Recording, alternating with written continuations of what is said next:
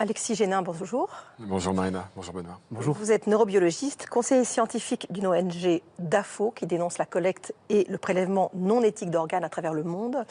Quand on dit prélèvement non éthique d'organes, ça veut dire quoi?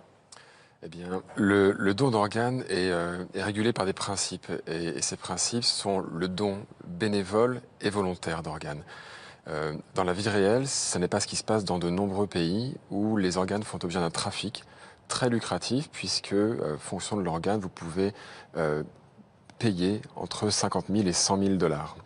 Alors quels sont ces pays qui sont dans votre collimateur? Alors, historiquement, l'Inde a été le premier pays à avoir un trafic très organisé d'organes dans les années 80 et 90. La loi a évolué dans ce pays et ça a fait dévier le tourisme médical vers d'autres pays. On peut citer le Brésil, où c'est essentiellement des réseaux mafieux qui achètent ou prélèvent de force les organes. Et plus récemment, la Chine s'est vraiment placée en top 1 mondial. Alors justement, quelle est la spécificité de la Chine dans ce domaine? Bien, on ne le savait pas jusqu'à 2006. On a vu dans les années 2000 une explosion du nombre de transplantations en Chine. On est passé de quelques centaines à la fin des années 90 à plus de 20 000 par an. Et là, ce sont des statistiques officielles à partir de 2005.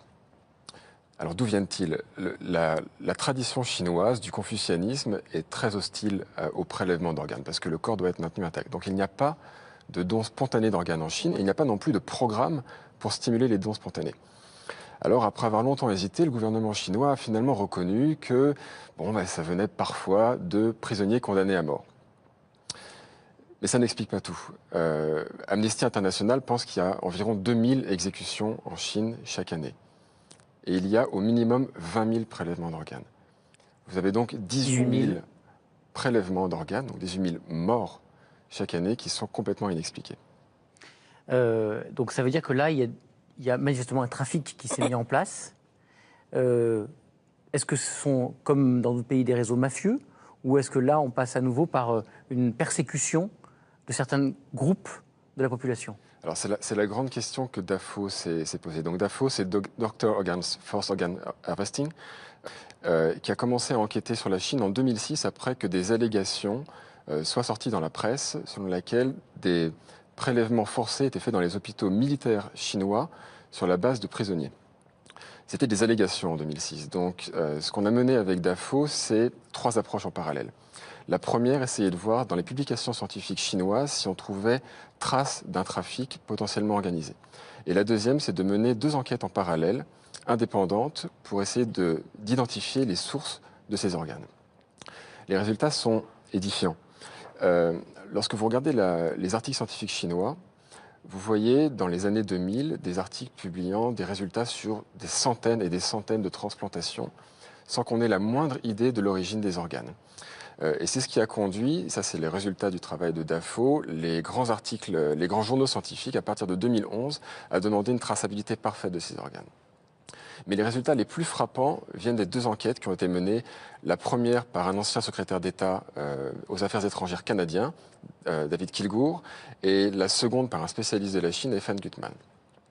Dans la première enquête, David Kilgour a appelé des centaines de sites de transplantation en Chine avec un réseau d'enquêteurs en demandant comment est-ce qu'on pouvait avoir accès à un organe. La réponse était, si vous pouvez payer, en 15 jours à 3 semaines, vous avez un organe. Pour rappel, en France, 18 000 personnes sont en attente d'un organe et avec un temps d'attente moyen de 3 ans. En Chine, si vous avez 50 000 ou 100 000 dollars, en 15 jours, vous les avez. Et lorsqu'ils ont voulu savoir d'où venaient ces organes, on leur a dit de façon très claire et très transparente qu'ils venaient de prisonniers chinois et en particulier les pratiquants d'une méthode chinoise qui est une sorte d'exercice physique traditionnel qui s'appelle le Falun Gong. Première enquête. Deuxième enquête, Evan Gutmann, il avait pris une méthodologie tout à fait différente qui a été d'interviewer des chrétiens qui avaient été emprisonnés, des Tibétains, des Ouïghours et également des Falun Gong pour voir si, dans ce qu'ils avaient observé dans les camps, dans les laogai, on voyait une trace d'un système organisé de prélèvement. Et ce qui avait d'absolument frappant, c'est qu'il a montré qu'un prisonnier sur 2 a une batterie de tests complète en étant dans un camp, qui ne sont pas des tests médicaux pour savoir s'il est en bonne santé, mais des tests pour savoir si ses organes sont en bonne santé. Est-ce que ses yeux fonctionnent? Est-ce qu'on va pouvoir prélever la cornée? Est-ce qu'il a un bon rythme cardiaque? Est-ce que son foie est en bonne santé? C'est absolument glaçant. Qui sont ces membres du Falun Gong qui ont l'air d'être persécutés et qui sont très très nombreux en Chine? Oui, alors le Falun Gong, c'est un petit peu, c'est la tradition chinoise, hein, un petit peu comme on fait du footing ici. En Chine, il y a cette tradition d'exercices matinaux qu'on voit à travers le Tai Chi Chuan. Donc le Falun Gong, c'est une sorte de yoga chinois. Et dans les années 90, il y a eu une explosion de la popularité de cette pratique, telle que le gouvernement chinois estimait à la fin des années 90 que plus de 70 millions de personnes le pratiquaient. Et donc c'était un danger pour l'État? Alors, ça ne le serait nulle part ailleurs, mais dans un régime autoritaire ou plutôt une dictature comme l'est la Chine, 70 millions de personnes qui ont une activité commune tous les jours sans le contrôle du gouvernement, c'est un danger potentiel. Et donc, la répression de cette pratique a commencé et les Nations Unies, donc le Commissariat aux droits de l'homme des Nations Unies, estime qu'entre 500 et 700 000 pratiquants de Falun Gong sont à n'importe quel moment dans ces camps de rééducation forcée. Le chiffre est astronomique, hein, mais il faut bien voir qu'on parle de la Chine avec 1,3 milliard d'habitants.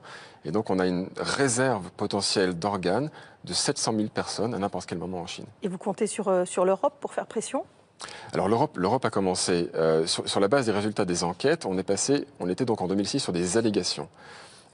Après ces enquêtes, ce qui finalement est révélé, c'est qu'il ne s'agit pas d'allégations, mais bien de faits, et qu'il ne s'agit pas d'un réseau mafieux, mais d'un réseau organisé au plus haut niveau de l'État chinois, puisque les sites de prélèvement sont des hôpitaux militaires chinois. Le Parlement européen a très vite réagi et a adopté fin 2013 une résolution condamnant de la manière la plus ferme ces prélèvements et indiquant que c'était effectivement un réseau organisé au plus haut niveau et que les pratiquants du Falun Gong en étaient les premières victimes. Merci beaucoup. Pour avoir l'adresse de votre site, c'est dafoh.org. Et puis, si vous voulez en savoir plus sur ce sujet, le livre Organes de l'État, c'est paru chez... C'est paru chez la petite édition. La petite édition. Si je peux me permettre, pour tous les spectateurs, si vous voulez faire quelque chose, il y a une façon très simple. Sur le site web, une pétition est en ligne. Déjà 2 millions de signataires. Allez-y. Très bien. Merci. Merci. Tout à l'heure, à 14h30, Allo Docteur, on va parler de la fibromyalgie. C'est une maladie très douloureuse qui touche plus d'1,5 million de personnes. On verra quelles solutions existent pour soulager les douleurs de ces patients.